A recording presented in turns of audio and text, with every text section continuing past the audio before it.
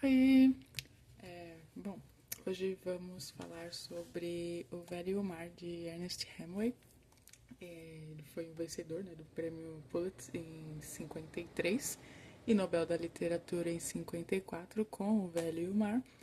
E esse livro ele marca a trajetória do Ernest Hemingway com sua ambientação na costa cubana, onde passou parte de sua vida e escreveu essa obra sobre suas experiências em alto mar.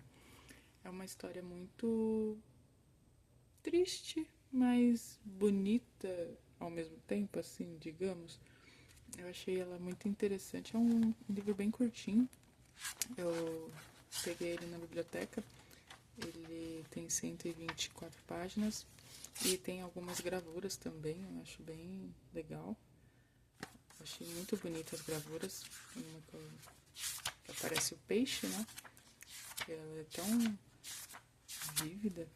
Achei tão incrível. E ela achei esse livro muito interessante. E né, a história ela até ia fazer uma analogia, sabe quando o Pequeno Príncipe diz que o essencial a gente não vê com os olhos? Pois é, o Velho e o Mar é essa obra. A história não é sobre o peixe e nem sobre o principal, que é o Santiago. É sobre nós e nossa luta diária silenciosa contra o mundo e a dignidade diante da derrota. E, cara, é incrível como foi relatado essa história pra gente. E, embora, né, aqui a gente conheça o Santiago, um senhorzinho bem pobrezinho, que mora na capital de Cuba, né, a Havana, e está há 84 dias. 84 dias sem pescar nenhum peixe, nenhumzinho sequer. Aí ele vai à luta onde ninguém quis ir e no 85º dia ele pega o maior peixe já pescado pela aldeia inteira. Então, é no momento em que ele finalmente pega o peixe, né, a gente se sente aliviado, né, que a gente fica, cara, ele conseguiu e sente que ele finalmente vai vencer, né, essa luta, que nós, né, iremos finalmente voltar para casa e sentir orgulho de nós mesmos e dormir, né, um pouquinho mais tranquilos, mas sempre há algo com que a gente tem que se preocupar, sempre. Mas a forma como foi relatado, né, essa história foi digníssima. E mais, né, na volta que ele após ele pegar o peixe, né, na volta ainda há o retorno para casa e para a costa tem os tubarões, né? Eles sentem o cheiro do sangue do peixe e vão de encontro ao barquinho do Santiago. E com todas as forças que ainda lhe resta, ele ainda tenta mais uma vez lutar e em vão. E volta para a aldeia com somente a carcaça do peixe, cansado já, né? Ele apenas dorme e os turistas surgem, né? Achando que o peixe que ele capturou, o marli, era na verdade um tubarão. E embora o Santiago ele tenha pego, né, o peixe, somente ela estava em quantas pessoas esse peixe iria alimentar e ao mesmo tempo de respeito, né? A gente vê que grande parte a maioria, assim, né? Ele pensa assim no respeito que ele tem pelo peixe depois de pegá-lo. E ele trata o peixe até como um amigo, né? Ele conversa com o peixe.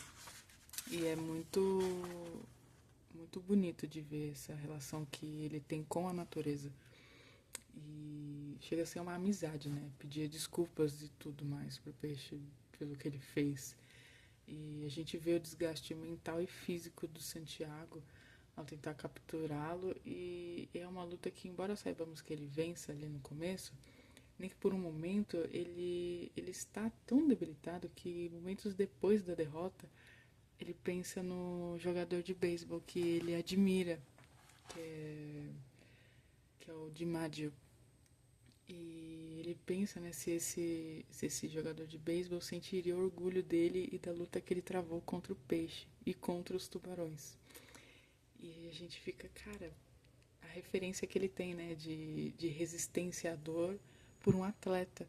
Então, na cabeça dele, ele pensava isso também, né? Se o jogador ele também sentirem orgulho dele por ele ter resistido tanto tempo, porque querendo ou não, ele ficou muito tempo ali para tentar capturar aquele peixe. E uma frase que eu achei bem impactante, ela tá na página 117, já no finalzinho, é aqui, que ele fala: eu nunca tinha sido derrotado e não sabia como era fácil. E o que me venceu, pensou ele. Nada, disse em voz alta. Fui longe demais. Cara, essa frase me pegou assim de um jeito que eu fiquei, cara, é incrível esse livro. E ele foi pescar onde ninguém mais queria ir, lutou bravamente contra um peixe que ninguém jamais pescou. E ele ficou 3 dias e 3 noites e ainda travou uma batalha contra tubarões. E tudo que ele queria era ter a sorte de voltar para casa com o alimento. Então fica a dica de uma leitura assim, reflexiva, uma leitura sobre nossas lutas diárias, né? Que por mais que pareça difícil, a gente ainda pode conseguir. E, cara, o Ernest realmente foi muito sacana ao escrever esse livro, porque ele entrega tudo e te deixa assim ainda reflexivo sobre o que ele entregou. Se você já leu esse livro, conta aqui pra mim nos comentários, quero saber também a sua opinião. Até a próxima leitura. Tchau!